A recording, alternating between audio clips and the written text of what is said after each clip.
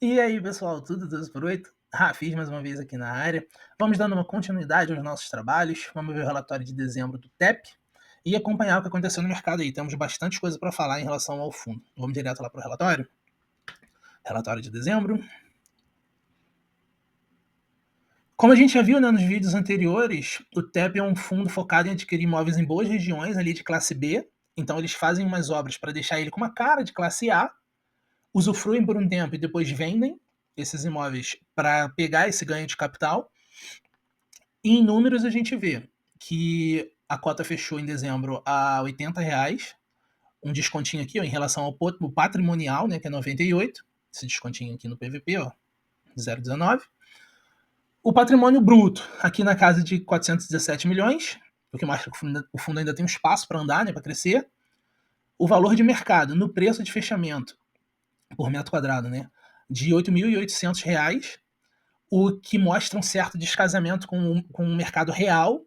Com R$ 8.800 por metro quadrado, você não constrói imóveis Bs lá nessas regiões de São Paulo, onde estão os imóveis. Então a gente vê um descasamento grande entre o que está sendo cobrado no mercado real e o preço dentro do fundo, né?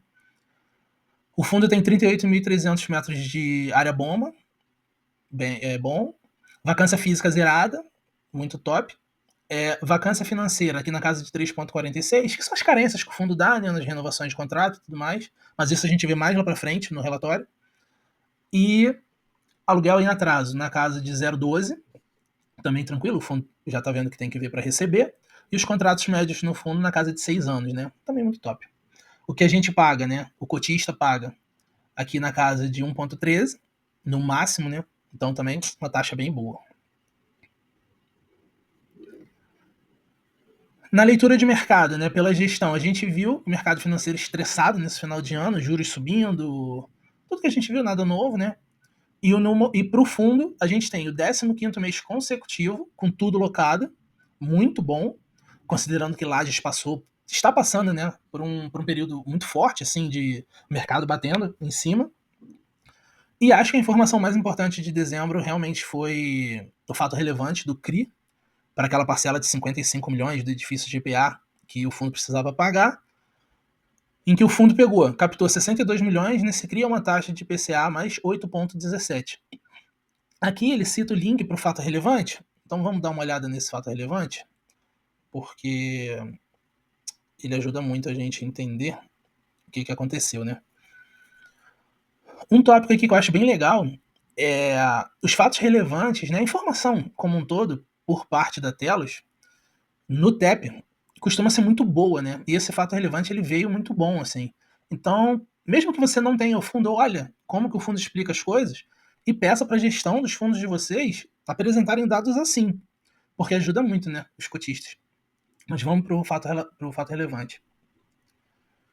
Aqui a gestão explica um pouquinho, né, sobre a decisão de operar essa securitização, em que o fundo esperou praticamente até o final de novembro ali para ver se conseguia fazer a emissão e não conseguiu, que era o plano A.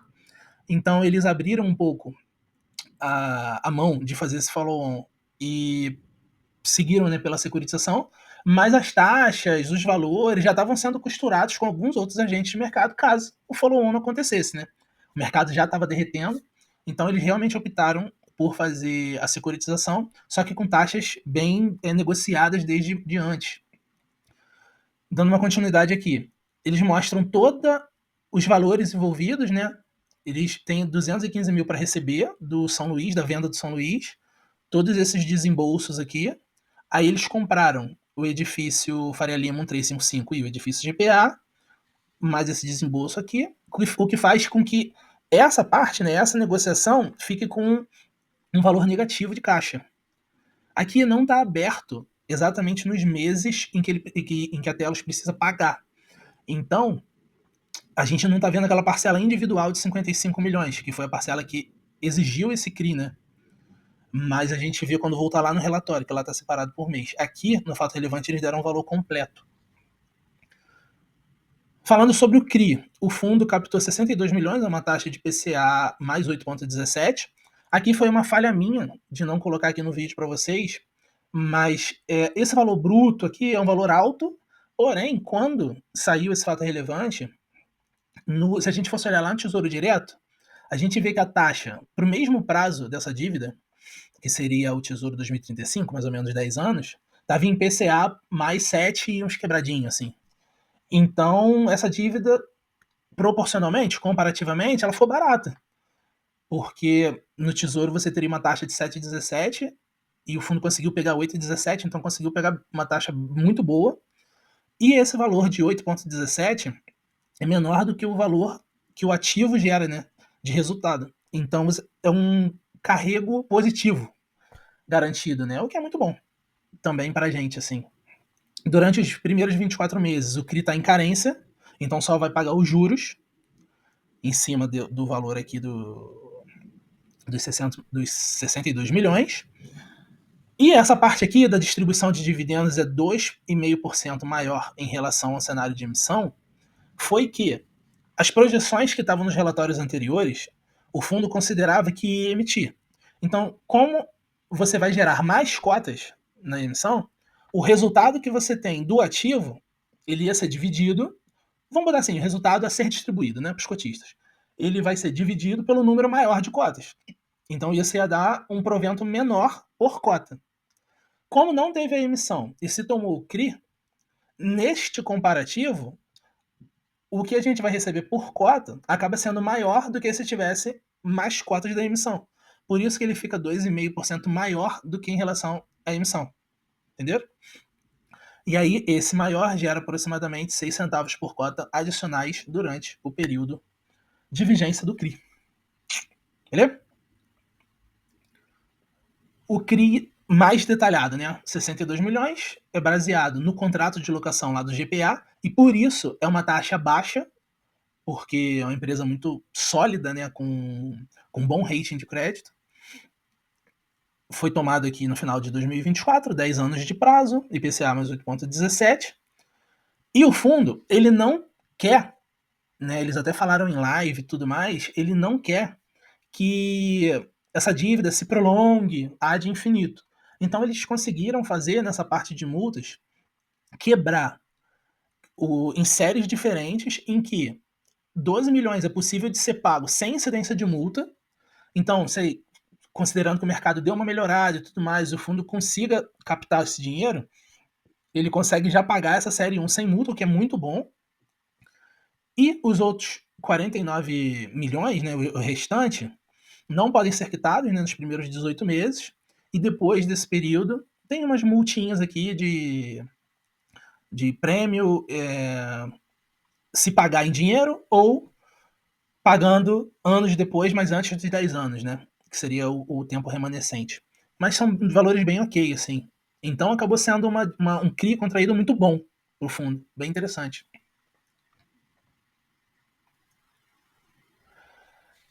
E com isso, essa pequena explicação, né, que eu passei sobre ter mascotas ou não do follow-on, a gente vai ver, comparando lá com o relatório de novo, que o guidance de distribuição ele mudou. Os valores anteriores, né, dos meses anteriores, eles estavam ali na casa de 89 centavos para esse primeiro semestre aqui, né, de janeiro de 25 a junho.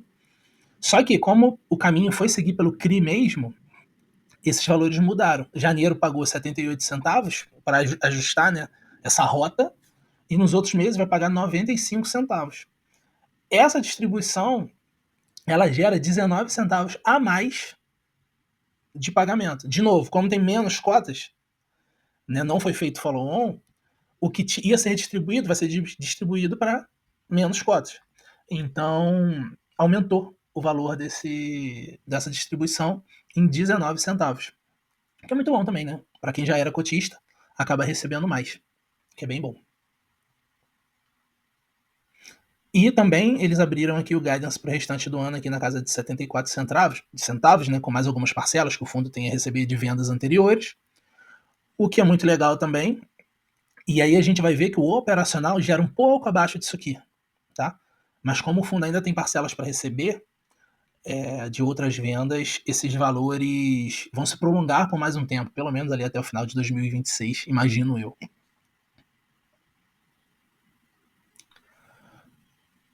A dívida subiu aqui para 22% nesse cenário. O cronograma de amortização, a partir de 2026, a gente passa a ter a cobrança dos dois CRIs que estão em amortização, né, o Fujitsu e o GPA, ou seja, esse ano ainda é um ano tranquilo.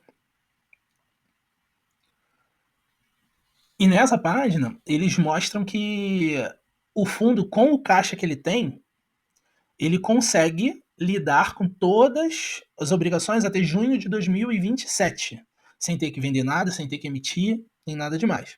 Mas é claro que, durante esse período, a gestão avalia um caminho de aumento de patrimônio, seja por follow-on ou seja por venda de ativos que estão mais maduros, para poder fazer essa parte de quitação dessas dívidas, né?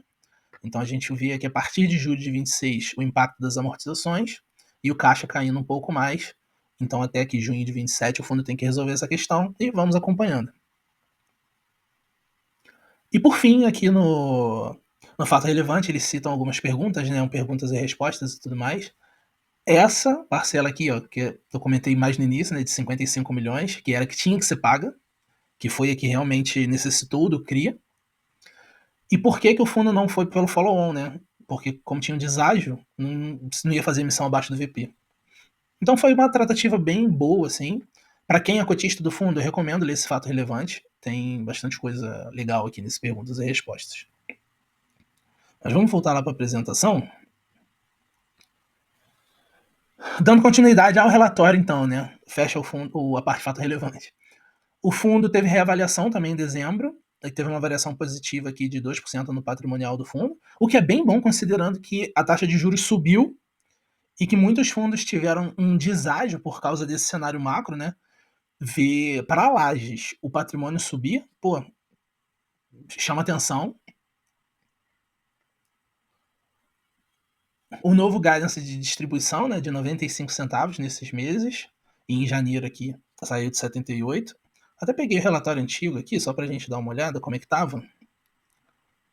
E ele tava assim, né, 89 para o primeiro semestre, 78 aqui em dezembro. Só que esse 89, ele vinha justamente de uma quantidade de cotas maior, considerando o follow-on. Como esse follow-on não veio, o fundo optou por distribuir mais de fevereiro a junho e ajustou os valores aqui de janeiro, mas dá aqueles 19 centavos a mais, né? O que é bem bom. O texto aqui fala sobre isso. Os resultados de dezembro, o fundo gerou 81 de receita de locação, né? Aí com as outras receitas foi 83, mais os custos, menos os custos, né?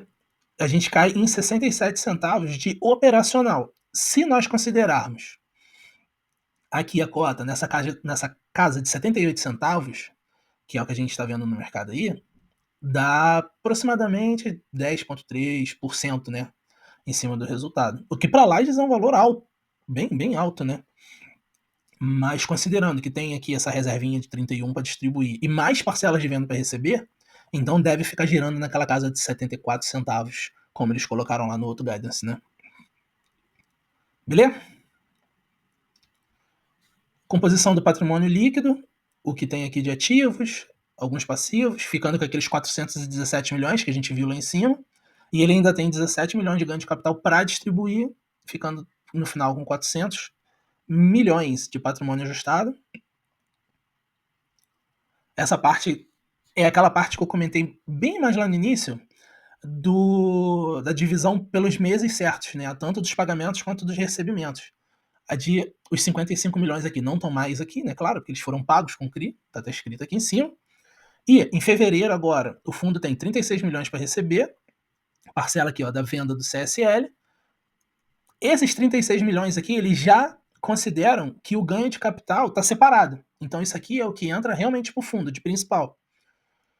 Esses 36 vão ser usados para pagar essas outras parcelas, e lá em fevereiro de 26 vai receber 59 e paga essa parcela de 40 aqui, né? Então tá tudo bem casadinho. Só essa parcela de dezembro realmente que não estava.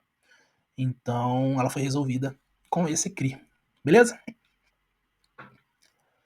Dos imóveis do fundo, a gente tem que o Passarelli e o Torre Sul, o fundo mesmo já falou que eles estão mais para uma fase de desinvestimento, com uma melhora de mercado, ou até com uma boa proposta, com o mercado do jeito que está.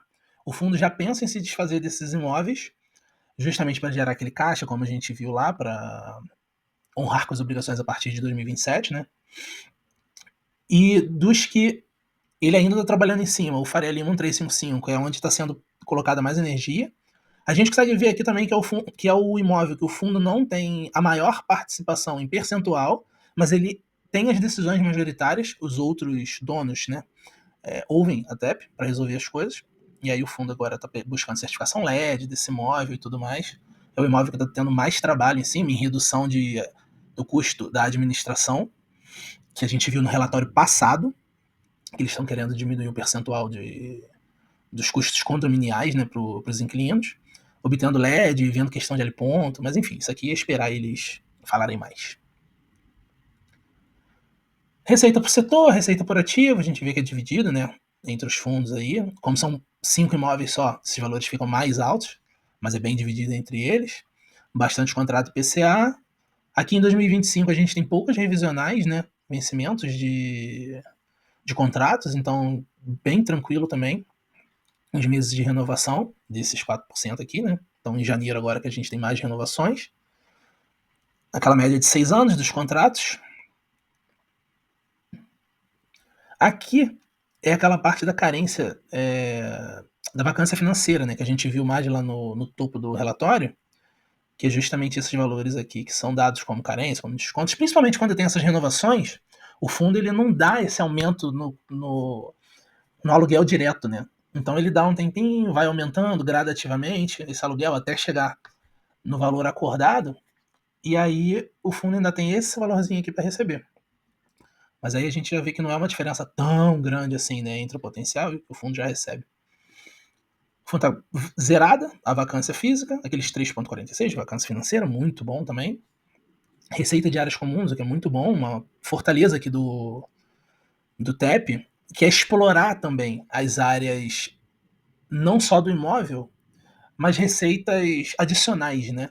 Seja ali um estacionamento, um café, alguma coisa do tipo, que também dá um valor interessante aqui. Muito legal.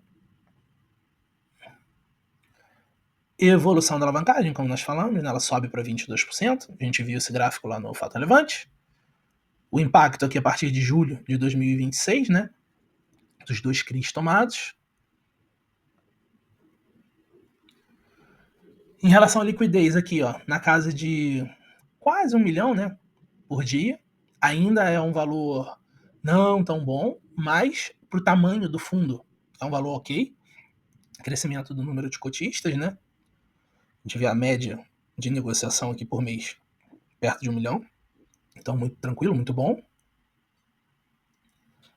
Aqui aqueles dados de rentabilidade, eles colocam essa tabela mostrando que dos fundos de laje foi o que menos caiu, né? Mostrando a resiliência da gestão e dos imóveis. Porque tem outros fundos que a gente sabe que tem bons imóveis e gestão ruim. Ou uma gestão que é boa, mas imóveis nem tanto. Então, eles acabaram sofrendo mais nesse período, os imóveis de laje, né, do IFIX. E com isso aqui eles mostram que o PVP foi o que menos baixou, né? Para dar aquela moral para o próprio fundo, claro. Os aumentos aqui de distribuição no ano a ano, né? Praticamente aqui 17 por ano. Não, subiu 17%, né?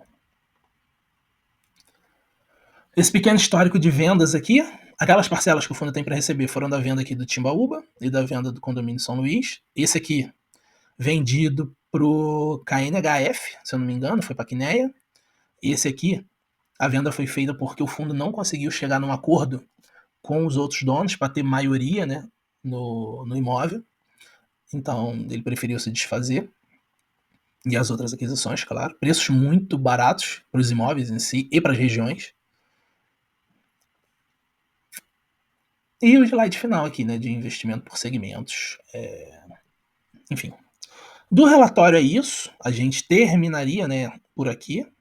Só que teve um outro assunto que pipocou aí também, que foi uma AGE que o fundo chamou para fazer algumas alterações no regulamento do fundo. A primeira aqui, só abrindo essa GE, a primeira é para botar de acordo com a CVM 175, né, a nova regulamentação, e aí não tem que fazer, tem que fazer meio. Mas o que chamou a atenção de muita gente é que o fundo pediu permissão para comprar CRIs da mesma gestora ou da mesma administradora, o que caracterizaria um conflito, né, para os CRIs. E aquisição de FIIs no mesmo contexto, aquisição de ações no mesmo contexto, aplicação em operação compromissada, aplicação em operação de aluguel, o que soa como se o fundo quisesse virar um hedge fund, né? E aí, aqui não é nenhuma opinião de se é bom ou se é ruim, porque como trouxe para a Assembleia, os cotistas vão votar, né? E aprovar isso ou não.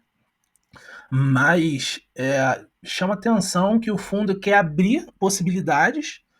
Eles falaram em live que a ideia é realmente continuar com lajes como carro-chefe, mas em momentos que o mercado estiver batendo muito em lajes, eles poderiam ter outras opções, e tanto que tem uma parte mais embaixo aqui deste documento, que tem cento e tantas páginas, mas eu vou pegar só a parte que interessa, que é essa aqui, que eles também quiseram alterar esse texto, abrindo para o fundo poder comprar imóveis aqui ligados à área da saúde, data centers e galpões. Que a justificativa que eles deram é o fundo, a gestora Telos, ela já tem imóveis desse tipo no private equity. Então, eles poderiam mexer com esses imóveis que eles já mexem em momentos que lá a gente estiverem sofrendo muito. Mas é aquilo, abre uma possibilidade de conflito de interesses. Então, os cotistas eles têm que avaliar bem essa questão, se permite comprar fundos imobiliários, se permite comprar CRI, se permite comprar os imóveis. Em relação aos setores aqui, eu não vejo nenhum grande problema de ter um fundo, tipo assim, um pouco mais híbrido, né?